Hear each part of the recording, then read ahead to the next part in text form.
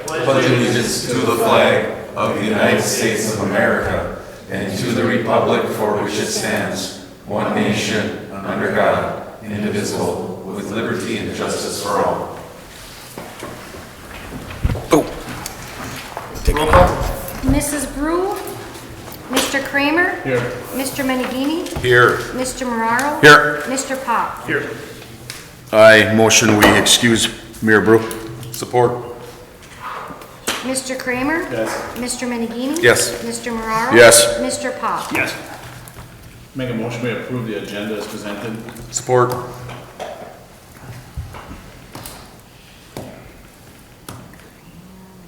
Mr. Menegini. Yes.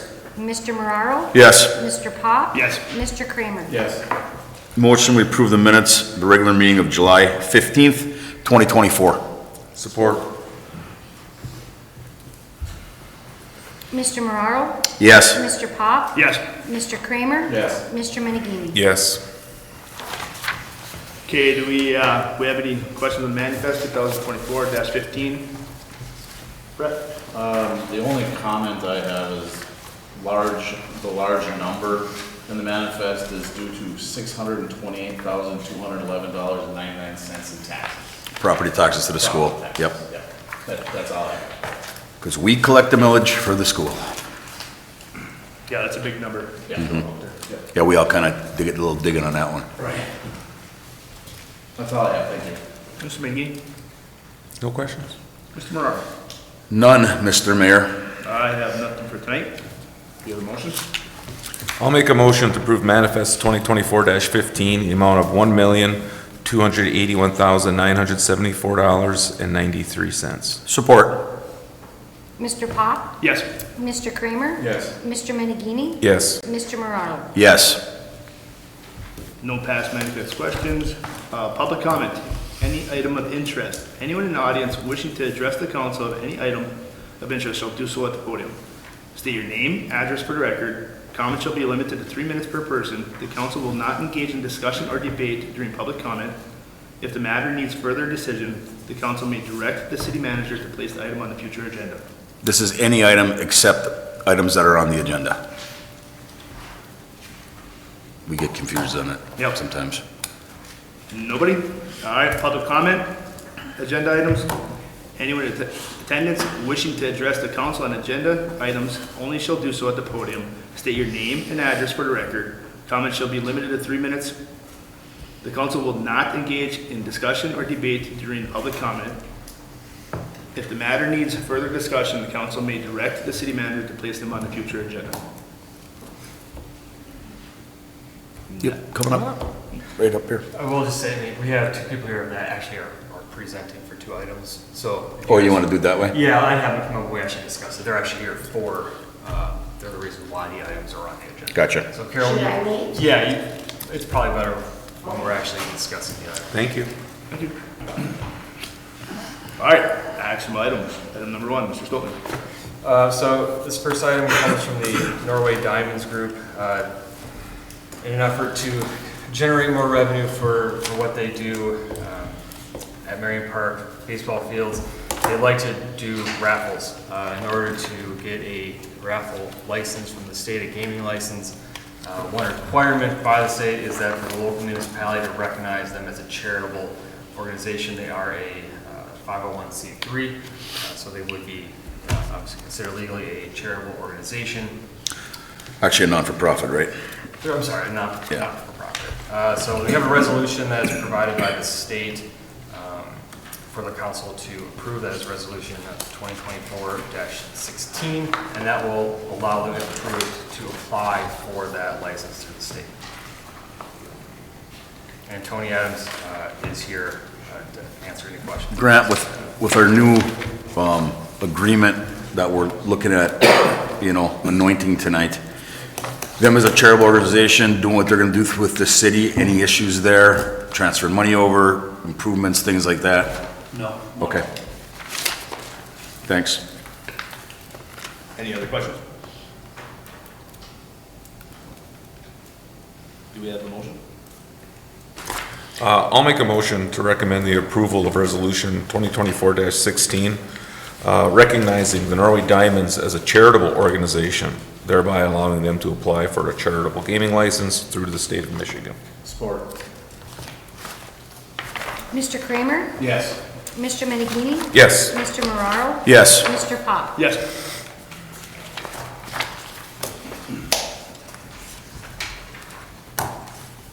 Item number 2, Mr. Bowden. So this is a renewal of the Norway Diamonds Service and Field Management Agreement. This renewal takes into account a few things that council had been discussing wanting to see. Some of those things are metering their usage at the current concession stand, the acceptance of the softball field when complete, taking over those maintenance duties as they do the other fields, and then being clear on the advertising of signs on the fences of the fields going into the fields themselves directly. Our city attorney and Tony Adams of the Diamonds kind of worked together on making sure that those items were in there. Tony Adams is again here to answer any questions that council may have. It is in the agreement that is presented to you. It says it starts August 1st from 24 to August 1st to 25. I suppose we could amend that to the 5th, which is today. And we'll be, Grant, have you put in how are we going to oversee it as far as dollars and cents goes? Are they going to provide us with year-end financials? Yes, Councilman Morrow, so we took the last agreement and added some of the things that were discussed, tweaked, if you will. One of the things, and I think this is one of the first times in many years, I think we had a presentation from the Diamonds Board president this last fall, or spring rather, I think it was. The idea is that it would be presented and provided to council just to see how things are going out there. They've been providing great service with the maintenance and keeping the fields up. Even I think Mr. Adams made the comment that the relationship between the city and Diamonds has never been better because of the communication, the input from council, the back and forth with the Diamonds.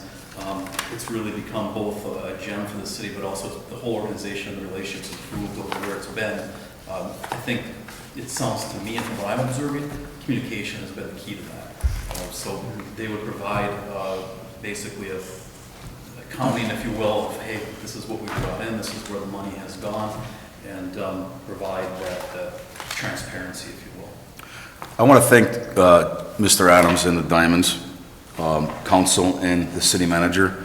Usually when we ask for things, it's like moving glaciers at the city level at times, and this came together quickly, timely, and it's nice to see us get things to fruition and move on so we can do other city business. So thank you very much. Just to clarify that, as we're going through, maybe just a quick summary, because nobody wants to listen to the term. Currently, there's 3 existing fields that are in play and done, if you will. The top 2 fields, the Little League fields, are recognized as Little League fields. I think also the top one is used for high school softball. And then the main Babe Ruth high school field as well. From listening and kind of keeping an ear to communications, everybody's working to get that last softball field in better condition to be able to, at some point, hopefully have that discussion and turn it over. At this point, it's not ready for turnover yet, so it does reference the 3 baseball fields, if you will, and then hopeful anticipation will be discussions in the future about whether or not this group is going to take on that next field as well. Additionally, in chatting with council, some of the highlights, if you will, concession services, they're going to be taken on, they're going to continue to manage those concession services, providing the food, the drink to people that are out there. And then I've agreed, the same language that was in there before, some broader language, their efforts will, the money that they make will go back to capital improvements, maintaining the facilities, equipment purchases, and promotion of the sport locally with our local community, our local kids. Additionally, the council requested that one of the things was that with the meters, that there's payment for the electricity being used. Diamonds agreed that, hey, we will pay our share for the usage of it, so we'll put a meter in and then they will pay for the electricity. I think continuing back to water usage, there are the city's fields. I think we have some language there about positive communication and accountability for usage to make sure that nothing is being overexposed over water, but also maintain the way it looks. It looks professional. It looks one of the better fields in the UP that we have out there. And I think to continue doing that, but also make sure that communication continues to take place. Additionally then, as far as one of the comments was made about the efforts that have been in the very fine efforts of some of the folks out there with advertising and fundraising, making sure to raise money to be able to put back to those fields. And because some of that fundraising uses our facilities, that was, I think Councilmember Auer brought that up. The language for that is a little bit more specific than the concession use. It's still 100% goes back to maintaining and improving the facilities and the equipment, but not equipment for the concessions. Correct. For the advertising. The advertising all goes back into the capital. Yes. Out of the field. Other than that, pretty much straightforward from the last time, and continues to demonstrate that relationship. One of the nice things with Mr. Adams being involved, he's usually very proactive in getting us the insurance information, the documentation, and reaching out to Mr. Stolpen and I to make sure that the diamonds are not only in compliance, but they're ahead of things, usually asking for information to try to get ahead of the game before it even gets to this point. So it's been very helpful working with that group. Great, thanks. Only one question I have is when we talk subcontract in there, we don't have any specific line items to the school, being that both baseball and softball are school funded. Is that through the Diamonds or is that through the city, or who is gonna head like that? Because that is a school function now, it's not a Diamonds function. So just put that out there, is that gonna be through the subcontract, is it gonna be through Diamonds?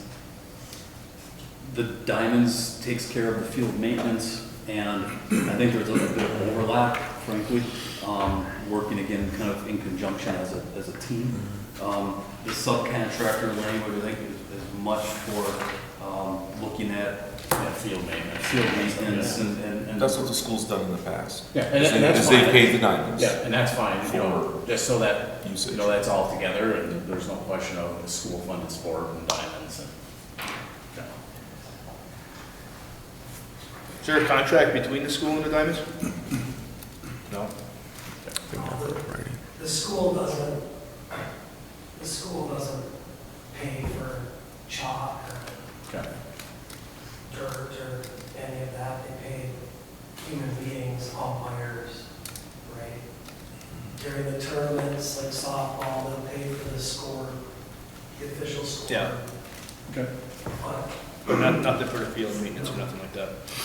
Right now, there's overlap, right?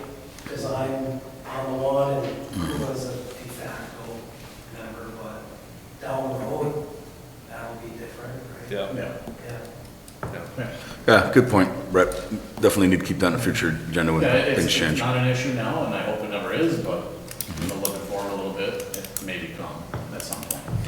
And one final, just as we segue, Mr. Adams was here, I think 1 or 2 meetings ago, talking about the hope that the group had moving forward with another concession stand down the road. This agreement doesn't really contemplate that at this time.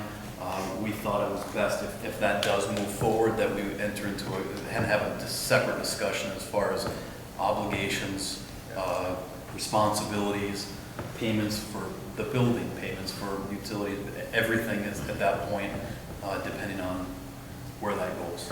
So we didn't want to put the cart before the horse. Figured we would address that when or if that came along. Yep. At some point down the road. Any more question? You got a motion? I recommend approving the 1-year renewal of services and field management agreement between the City of Norway and the Norway Diamonds as presented. Date on that, do we want to just change it, grant to August 5th, or do you care if it starts August 1st? We can start at August 5th, that's today. I recommend approving a 1-year renewal starting August 5th for the services and field management agreement between the City of Norway and the Norway Diamonds as presented. Support. Mr. Menegini? Yes. Mr. Moraro? Yes. Mr. Pop? Yes. Mr. Kramer? Yes. And thank you again, Tony. Item number 3, Mr. Stolman. So this is, Carol Sundstrom is here representing this request. So she heads the music in the park, and they are looking to add to that for this last Music in the Park night on the 15th for a car show. Their current request is, the map is up here for that. They would like, mouse is a little sticky here. Main Street between 9th and 8th. Their desire is to close that section to continue with the closed section in front of City Hall to have the car show there. In my memo, just looking at what is on Main Street in this location, you have the rock shop, the chiropractic clinic, and the hair salon. Those 3 businesses appear to close at 6 o'clock. And then you have a couple residential units. You have a house here with the driveway, an apartment with the driveway, and a house here that I believe has parking around their rear. So those houses and those driveways would have to continue to have Excuse me. access. So the one, if we close this Main Street between these 9th and 8th, the one issue we run into is that while the car show would be at say 6:30 and they close at 6, it'd have to be closed much sooner than that, and that certainly would potentially impact the parking availability for those businesses. An alternative that I've spoken to Ms. Sundstrom about is looking at 9th Avenue from Iron Street going across to where we currently close it here between the alley and Main Street. That way, Main Street stays open for those businesses during the time we close it, which is probably similar to the market and Music in the Park, which is around 4:30. We could even keep the alley open with barricades if people need egress through there, and then the detour would be here on 8th instead of 9th where it currently is. Carol, did I kind of sum up what you're looking? On the application, yes. So they're certainly open to looking at 9th opposed to Main Street. Council is uncomfortable with that currently. This is an event I think they'd like to see continue next year as a regular part of Music in the Park. So I think that's a consideration we look at. A weekly thing? Correct. So I think that's a consideration we look at Main Street opposed to. Is that what you're looking to do? Yearly? No, No, well, no, once. next year just once? I thought you wanted potentially going forward, it might become a regular part of Music in the Park. Or are you just looking at? Only looking at, Okay. only looking at possibly what we're doing this summer. Yes. And then maybe again next summer. Just once next, okay. Okay. Not every week. Okay. Annual. I retract that. A once annual thing. So that's what we're here to review and discuss is if you guys are interested in the Main Street closure, or would you like to give it a try on a less busy and impacted street. And Carol again is here to answer any questions you guys might have. If the businesses are closed and it doesn't affect them, I'm sure it'll be Except fine. we'd have to shut down well before 6 o'clock. That ain't happening. I ain't voting for it, I know that. You got too many businesses affected. Yeah, we would likely try it again, shutting down around 4:30 or 5 so the vehicles can start getting in, and again, that, They get I would two want blocks to- of Main Street closed up. yeah, I would want to seek, input from those businesses. But I do believe, especially for this first time, doing 9th Avenue, it won't have as much impact. It will potentially cause, Main Street being open but closed here. You're going to have kind of a turnaround a little bit to go back out while it's closed, but it won't be nearly as impactful for those businesses and those residences during that time.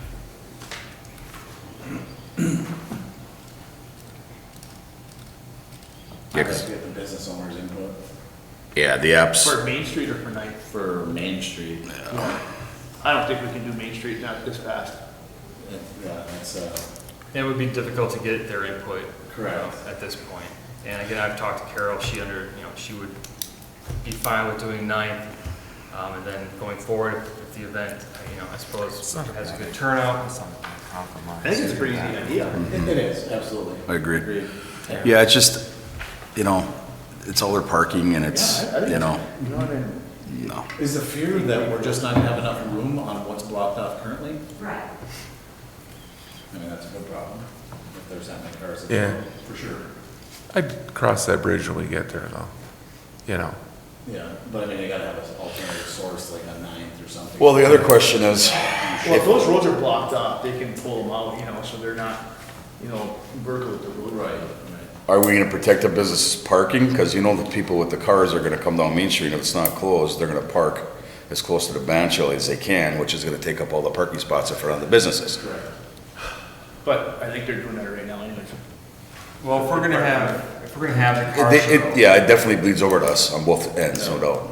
But if we're gonna have a car show and it's the locations. But now you're on adding a Ninth, bunch more cars to it, Scott, is what we're saying, than we Yeah. normally would have. Yeah. And there definitely has to be a sign saying no exit when they come off 8th or when they're coming down Main Street, you know. Yeah, as they go through traffic here if it's closed. 'cause You'd they're- have to put no exit, because there's no way they can go up 9th. Right, so they'd have to, it'd be a dead end. Yeah. For that period. I don't know if, I mean, again, if we're gonna have the car show and that it's designated area for those vehicles are here, I would assume most are driving in, not trailers, so I would assume most won't park here, we will have to be clear that overflow, pre, 6 o'clock would be. This thing's becoming 10 pounds a corn in a 5-pound bag, guys. I mean, we're trying to pack way too much stuff on Main Street when businesses are open, and it's also a residential area. You've got your taxpayers across the board, that need to get to their homes, their businesses. Man, I don't know how much more you can pack in there, without it just becoming totally, and I know it's a one-time deal. I'm just bringing it up because this is what happens. How do you feel about 9th here? It's just, well, what about the people that live on 9th, I guess is what I'm getting at. And how are you gonna keep them off of Main Street for parking in front of all the businesses again? You're adding a ton more, you're adding cars to this. Like the classic. We cars already that- lose all our parking places all the way down on Leadell, and I gotta watch my parking lot, right? Because everybody thinks they can park in there, and then we wanna go a block the other way, and then 2 more blocks this way. You're gonna add cars, the cars are the problem, right? It's not the people, it's the cars. So I would assume that if we're doing 9th, this would be where they're allowed to go for the show, is parked here. Right? But how are you gonna police it, Dan, is what I'm getting at. I think what Jeff's trying to say is so the classic cars are gonna be parked there, so then that's gonna displace all the people that would Thank you. normally park there. There you go. And now they're gonna go park Everywhere somewhere else. on- and Mostly on then- Main Street in front of those businesses, Yeah. right? Or off farther into other neighborhoods. Right, or and- whatever. Hey, I'm all for it. Yeah. I love what we're doing, but we just Yeah. gotta, the logistics sometimes don't make a lot of sense that, when you have open businesses. I still like the idea on the other side of the viaduct.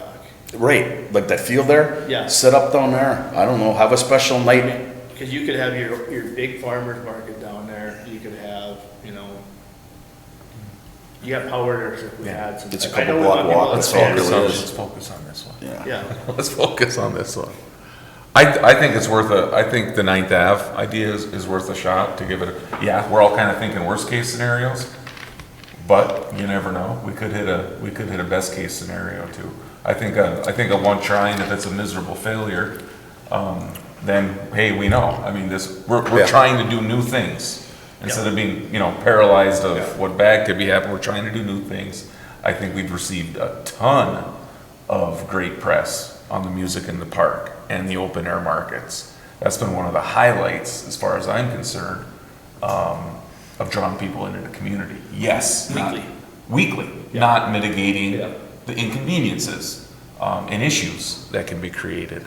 At the same time, agreeing with Ms. Marrero saying, have we more had isn't better any sometimes. complaints as of now?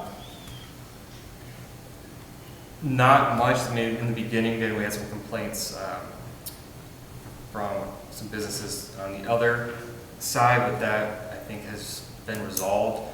I don't know how, Carol, do you know how much parking people do on 9th Avenue that are coming? Do you notice a lot of cars parked on the side of 9th Avenue? Yeah, that's Yeah. what Is it? I can't. They park in the alley behind the AT&T Yeah. CO. Yeah, if you go north. I mean, if you designate, yeah, I just don't know. I mean, because if I'm trying to think of it, like, so how you police it, it's if someone And I don't know how Well- if you're coming for the car show, you know, if we say this is and Carol, I don't know if you have a plan on how you're administering the car show, if people are sending in some sort of a form saying I'm going to attend, or if it's just a first come, first serve. It's much more casual than that. We just inviting people, just if you have an antique car, a vintage car, you want to drive down that night and. And really for this time, It's not a show. It isn't a show. We're not judging, we're not giving out prizes. Like But, Rico and too. I understand that the parking is a problem down there, but I do have to put this in. It's had a huge impact on the vibrancy of the downtown. And I know for a fact that businesses have done very well on a Thursday because of that. And it really does create a sense of community. And it is a really awesome thing and it's grown tremendously. I mean, 13 years ago, when I first started, I'd be happy if there were 25 people, and that was like, could be 400 people now. I mean, and they are parking on, Norway Street and Iron Street. Yeah. and whatever, because it's grown so much. Rico, like you say, try it, see what happens, because I'm looking at that, and on 9th, I mean, you're only talking, if they're parking along the curb, you're talking 11 cars that are gonna be. It's parallel, there's no angle there. Yeah. Right? So you only, spots for 11, I mean, you can get the show cars if they get a lot of cars, like I said, you can angle them out. But you're only there's gonna be 11 cars or 12 cars that are gonna have to park somewhere else. Yeah, I would anticipate on 9th that that's where the classic cars or vintage cars go, that they would be parking. Yeah, Between Main and Iron, are you talking? well, it'd be like going towards the center lane, kind of like. Yeah, they're not gonna be parking parallel to the No. side, they're gonna be parking. So if you're parallel with South. with the amount of parking spots that are there, it's probably about 11 to 13 cars that are gonna have. And you probably would have the same level of parking availability for the cars here than you would on Main Street. Yeah. This is a wide area here, like, you park north to south.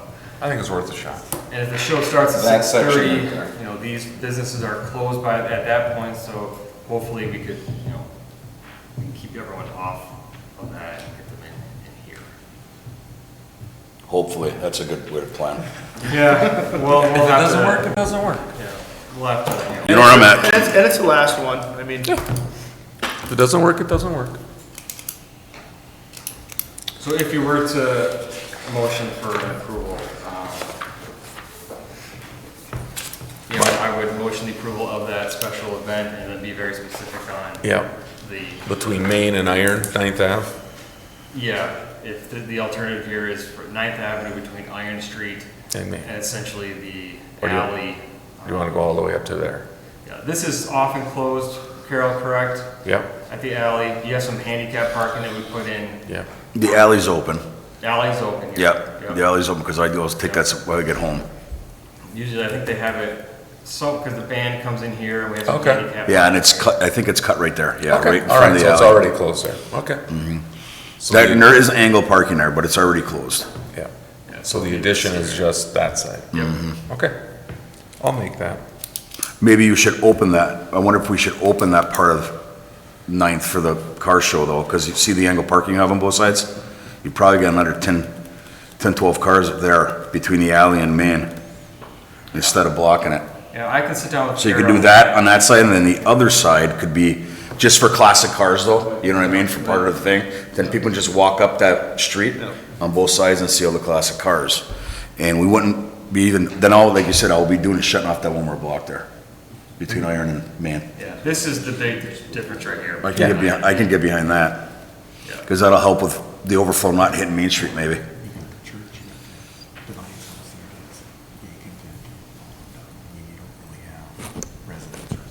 Oh, I don't care about that. I'm looking at the businesses right there.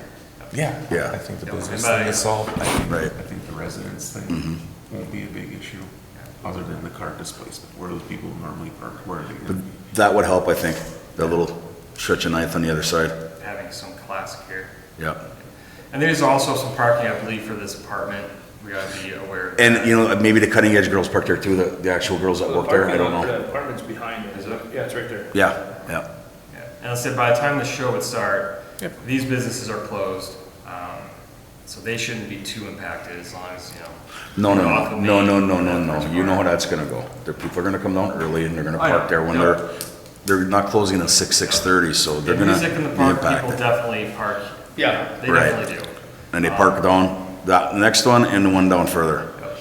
So if this gets approved for 9th, I'll sit down with Carol and Gina from our DDA, kind of work on how we will try to navigate this to, designate this area, for those vintage cars. So we, try to keep them off of here. And then, again, Main Street will be closed right there. So we'll kind of have that weird little dead end where the people that come down are gonna have to pivot. Even if we went halfway out into there so people can detour around it. All right. From corner to corner, from sidewalk to sidewalk, so that they can detour to the left, or whatever you say, detour to the left to get down back to the railroad avenue over down to them businesses.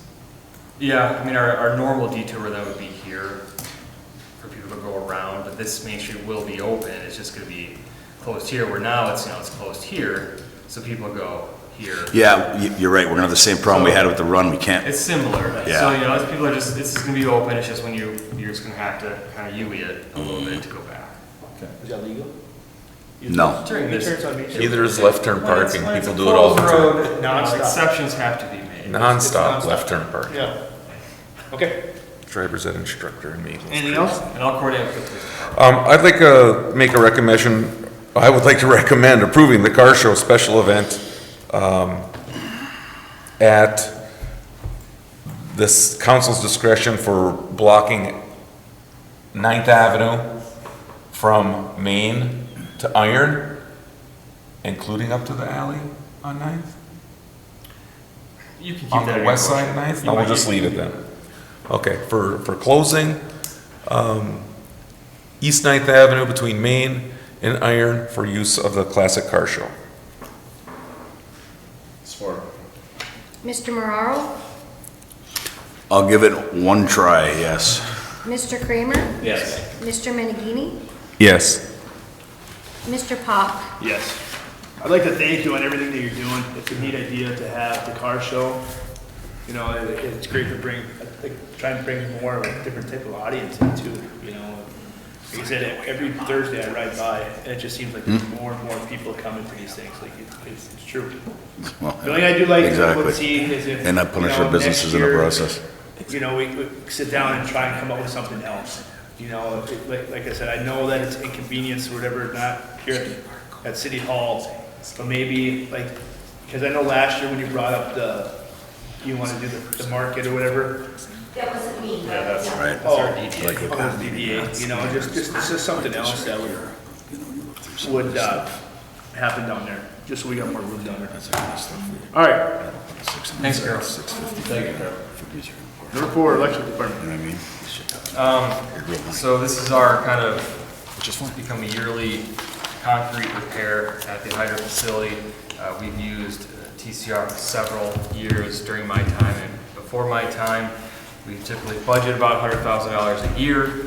We did it in this current budget as well. TCR has a quote based on the hydro department's needs around $96,000. Scott is here to discuss any questions from council as far as the repairs that they are looking to do. We do have some pictures that you can take a look at if you want some further details. Scott is here to do that. And that's really the long and short of this project. First of all, Scott, it's nice to see you back. You made it back quick, nothing wrong. Safe trip. Yeah, it was very good. He flew to Germany and back Thursday. Today. Did you have some Wiener Schnitzel? It's pretty sore from just sitting in the mirror. Okay, Scott, you want to talk about what we got going on? Yeah, so TCR has a drone, so we flew a drone down there to try to get some better pictures of what's going on. Just typical deterioration of the concrete. Nothing that's really alarming, but just things we want to get ahead of. So last year we did the downstream wall of Unit 1. Now we're going to go to Unit 2, which is our priority. As long as we have the scaffold set up, Unit 3 and 4 are also going to get some attention. Those were done about 8 years ago, I think. But it's time to get back on there. As long as the scaffold's set up, just give it a good once over, make sure that we're taking anything that we can address. So, you can see on Unit 2's wall, there's some pretty funky concrete and some small ones, so we'll get that taken care of. Scotty, sorry, I gotta ask.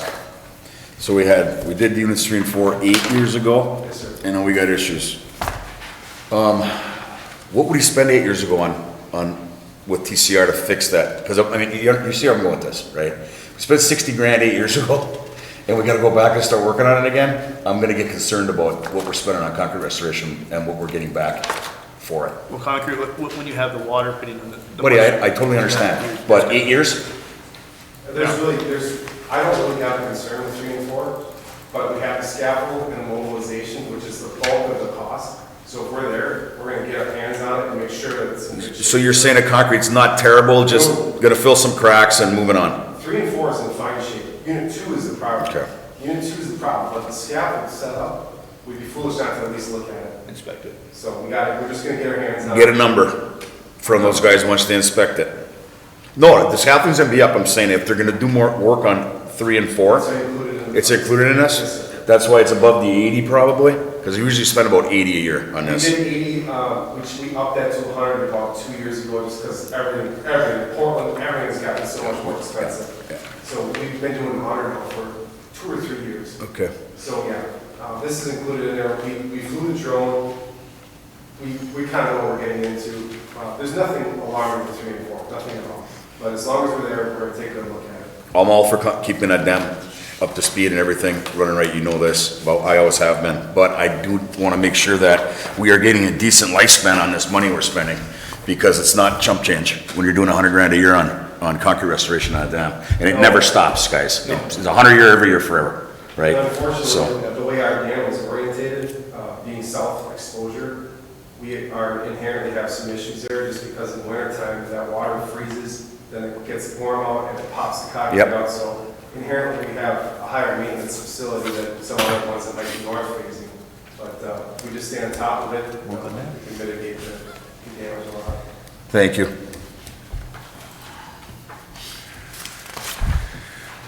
Anything else? Do the motion? I recommend approval of concrete repairs and accept the quote from TSCR in the amount of $96,503 to perform the work as described. Support. Mr. Pop? Yes. Mr. Kramer? Yes. Mr. Menegini? Yes. Mr. Moraro? Yes.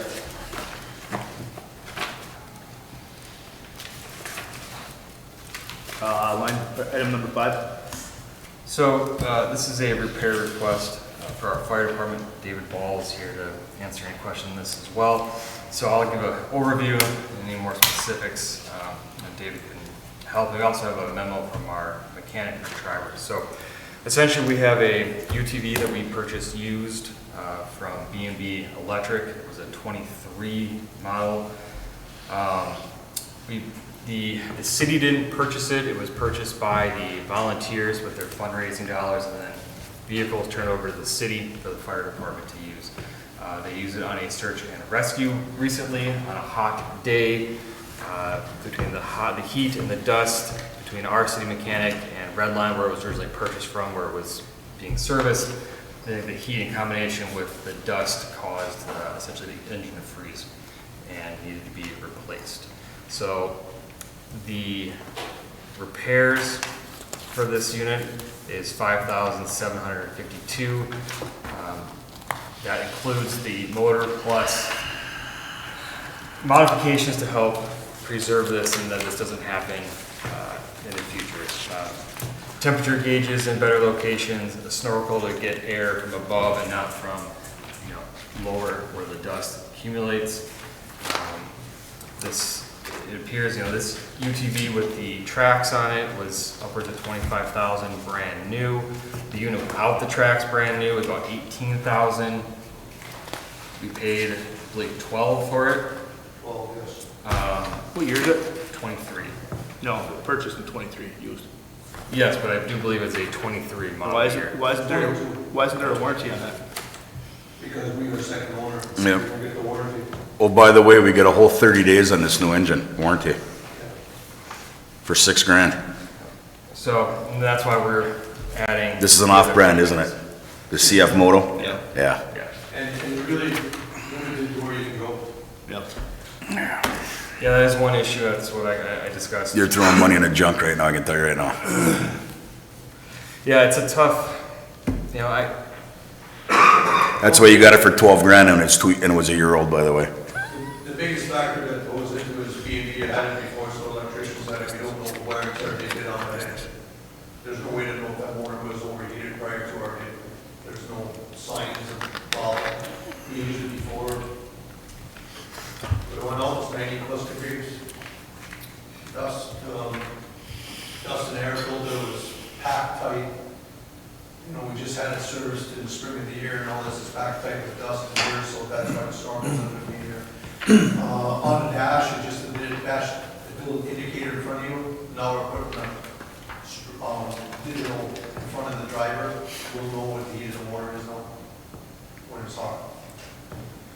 but to Jeff's point, this, you know, I had this conversation with our mechanic too, and I have similar concerns about those off brands where they can be fine. It's just the quality control of those factories are not always the same, and where you get it serviced is a little more difficult than if it was your Polaris, for example. They are becoming more popular. It's a, what do you do with it? You know, you got a vehicle that we can repair for around $6,000. Unlikely we would probably anytime soon purchase a brand new one. I hope that the steps that we're taking in the modifications happen so this won't happen again. It is also going to be on our firefighters to keep an eye on those gauges. But it is an important vehicle to have. How many miles? It's not like you guys are all joyriding with it. No, I mean, There can't be many on You probably it. just had it for one job site and then they dumped it. 1,800 miles maybe on Yeah. the machine. So now you got a 30-day warranty on a $6,000 motor, and on the 31st day if she goes, what you And got? it's only got 1,000 miles. That's right. And we may not ever use it until Yeah. once on the road. Exactly. And that's something too where we have to make sure we run it, It's gonna be. you know, just to make sure we are moving that thing rather than once every 2 months we bring it out and you run it hard because you're on search and rescue. I would like to see us. If we do go on runs with this and we do utilize this salt, that red line, they'll come and take a look at it to check if they think there's anything, you know, just put out a server, some kind of agreement that, hey, just take a look at it. You know, if we have to do something, then, you know, change filters, the filters wouldn't have extra air filters and all that. Just in the firewall, change the filter out. I saw that on there. So our process is just for our mechanic can have an extra air filter on the shop. And snorkels, you can slide them extra on. That's all great. It just has to happen though, and that's the thing sometimes. Things don't always, maintenance doesn't always take place. So if you have a lesser product that needs high maintenance, the chances of failure are that much greater. And we're gonna. This is a common problem with off-brand, you know, side-by-sides. It's just this. Like I said, I have a single motor, and you know, right after that, I check my air oil, because everything else would have been in the system. So I can tell them that. I don't know, my goodness. Dave, is there, I mean, is this Rick in the shop who does maintenance on everything? Or is there dedicated maintenance at the fire hall for fire hall equipment? Just goes right to them in the spring of the year, Who's them? same, that goes right to red line. Red This line isn't one that service. we would normally see in our, Twice a year we have a service.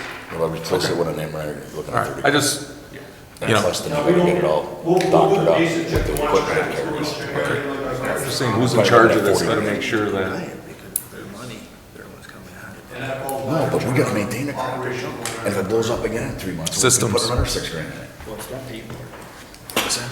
well, I'd say the volunteers paid for the unit, but it is now, I mean, Yeah, this comes out. of the it's fire ours now, department yeah. budget, So it's a tough spot. It's a tough spot.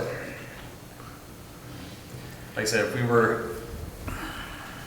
if a brand new one of these off-brand is, you know, 18 plus the tracks, you're still probably looking at 25. I don't know what your Polaris or your Bombardier, or, you know, with tracks, I don't know.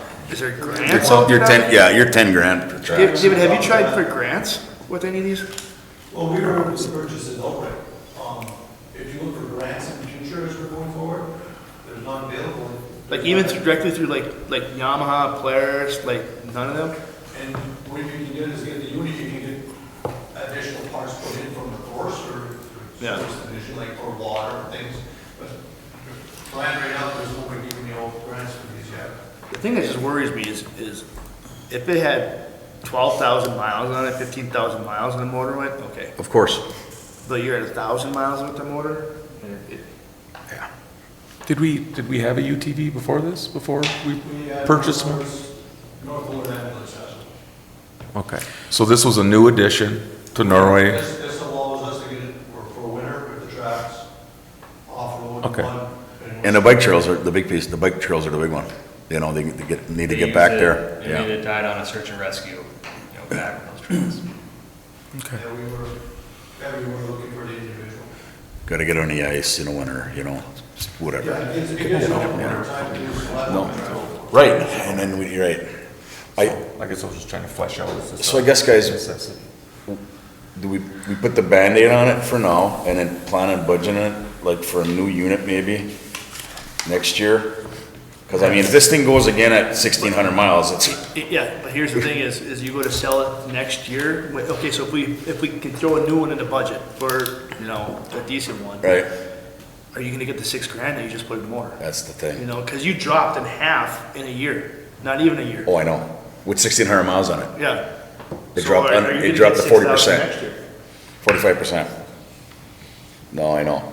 Can you how well can you fundraise if you guys started to do your fundraising for a new unit a few years down the road? How long do you think that would take you to generate that revenue? We do fundraisers like raffling and do things like that, probably 3 to 5 years. Yeah. Maybe $5,000 a year, Dave, $10,000 a year, tops. If you're gonna go name brand new and you get the track system for it, you're probably looking at 40. Well, you're Yeah. you're Because minimum it's 30,000. so this is not a small unit, and No. it's a four-seater. Yep. This is pretty expensive. Yeah, you're all 40. Would you need the side by side, or would you be able to do it with like one of those 6-wheelers, those 4-wheelers, that with the tracks? Side by side with trucks. Why wouldn't you be able to do with that with The the, 6-wheeler we've had from Northward, we've been stuck. no, with the tracks, because you can put the tracks on them now. It's a regular 4-wheeler, it's not the old 6-wheel. Yeah. It's got the 2-wheel and the 4 wheels in the back with a box on the back. Yeah. It's a 4-wheeler, but you can put the tracks on it. With the tracks in front and back, we can do it on any snowmobile route show you want in the winter time. That's our other issue in winter. Because we've been down with our side by, with the other 6x, without tracks, no, our spring and year when it's soft, you can't get anywhere. And that's when people are doing things, and that's when you see that work. But I just know that looking at those 4-wheelers, that you can go anywhere on the ice when I'm ice fishing all winter long, and they're 3 feet away, or 3 feet of snow, and they're going on top of that. But So it's not like- on the group snowmobile trails, very difficult to work. Are you gonna get you looked at the millage and outer areas of fire protection service that, Yeah, that we talked about? That'd be a different conversation, but Well, it helps the budget though, is what I'm getting at. Because right now, I'm guessing we don't have a ton in for new equipment with fire. no, I mean, this would be coming out of 12.5. their maintenance, which is 12.5. So There's eat up tires about that have, half. I would expect that line item to be exceeded. You just hope overall it isn't. The other question is, so I mean, if you don't do the repair, what do you do with it? Yeah. Yeah, exactly. Yeah. Do we have any You know. CapEx in that fund? I mean, do we have anything for new capital for? Not fire, I mean, this. No, that's what I'm saying. Yeah, I mean, this is a repair. This is coming out of. No, the- I understand, but we don't even have, what I'm saying is we have no money in there for any new capital expenditures. Correct? Correct. Yeah, at least in this You know, budget. we can't take that 12,500 out of that, even to put it towards it. We need it for maintenance. Yeah, I mean, you can, like I said, if it exceeds, that line item exceeds that 12.5, it's, we look at that budget as a whole, if it goes over or under, it may, I mean, these things do happen. I mean, even if we are concerned with that unit, you'd have to probably fix it just to move it. I'm gonna have to bite the bullet. Yeah. At some point. To get something that works. Even if you, yeah. It's, Like I said, I don't know. I think Hydro needs a new side-by-side. Hydro? Dave, have you gotten a quote of just rebuilding that motor? Yeah, The top end. there you go. We took the motor down, the top end is bad. Then Okay. if you turn the crane, you still got some drag on the crank where it's not free running, so that's indicating maybe the bearings are gone. So they said it's not feasible just put the top end in and still have a bottom problem. This is gonna be the complete motor done. I mean, you gotta piece it, they're worried about the lower end of it already too, so, you know. But I'll take the crank, I'll take a look, okay, now, if you're gonna pay for labor just to take a look at it, when their feeling is bad already, talking, and Rick or mechanic was there, and went through it with them, you know, just to see what they showed. He said the same thing. It's not worth throwing money into the upper end when the bottom end and the motor's gone already, so we don't know that, but it's pointing towards that the crank is an issue. So it's junk. Yes. Even if we wanted to sell it, we'd have to fix it. And hope you can get the money. I don't know if you get the 6,000 for it. I wouldn't expect to make a profit. I mean, Folks, now you're looking at. Okay. I'll make the recommendation if we want to vote it up or down. Yeah, motion. Okay, I'll make the recommendation to approve the repairs to the UTV and have Redline Sport and Marine perform those repairs as quoted for $5,752.70. Support. Mr. Kramer? Yes. Mr. Menegini? Yes. Mr. Mararo? I just can't do it, no. Mr. Pop? Yes, but I hope we can come up with an alternative way we'll get that going on. Yes.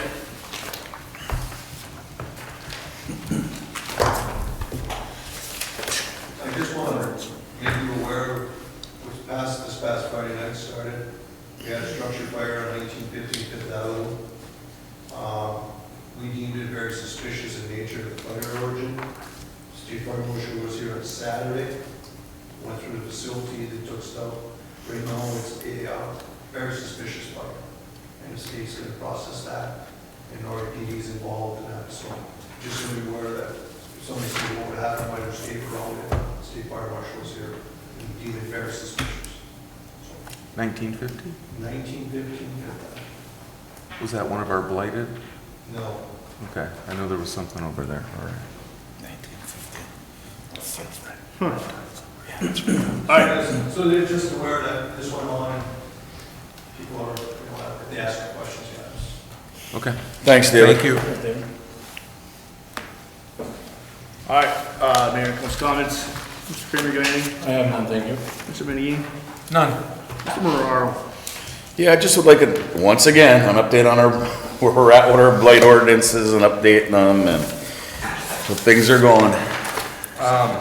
So I do have we have the two dangerous structures that we are working on. The police department has provided an updated blight report. Now this is primarily from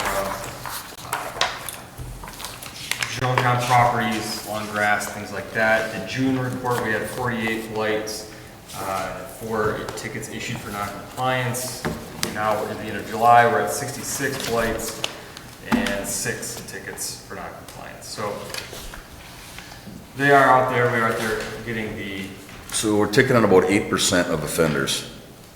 Well, I Versus- take that as we're getting compliance from the others. Okay, right, so they're warned, they comply, the ones that don't, we ticket. Okay. Grant, what about the graduate scale we talked about for habitual offenders? So To increasing... yeah, the ordinance, define increases, things like this, so put some more teeth behind it. That's something we can look at. Yeah, for habitual offenders, I'm saying. Correct. We'll just get rid of warnings. Well, things do happen, folks. People get sick and, They're out of you town. know, they're out of town, things like that, so you want to give them the benefit, right? Geez, you're tough, Rick. You're getting tough, boy. Worse than me. And like I said before, those two dangerous structures, I have been in contact with them both. We're in the process of taking those structures down. Excellent.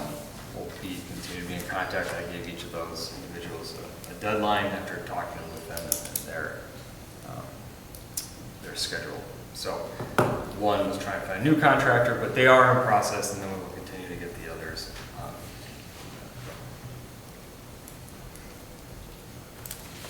Anything else? No, thank you, Mr. Mayor. I do have a question of where we at with the property sales. With dealing with Stevens, Oh. or with Stevens and. Yep, so I had a conversation with Stevenson's Realty as they were our previous realtors. Something that we're working on to bring to council is what I discussed with them is looking at what I believe we need is sort of a two-phase approach to this. And one is seeking someone to assist us in evaluating all of our properties for sale to kind of get an idea of what their value is, what their desirability is.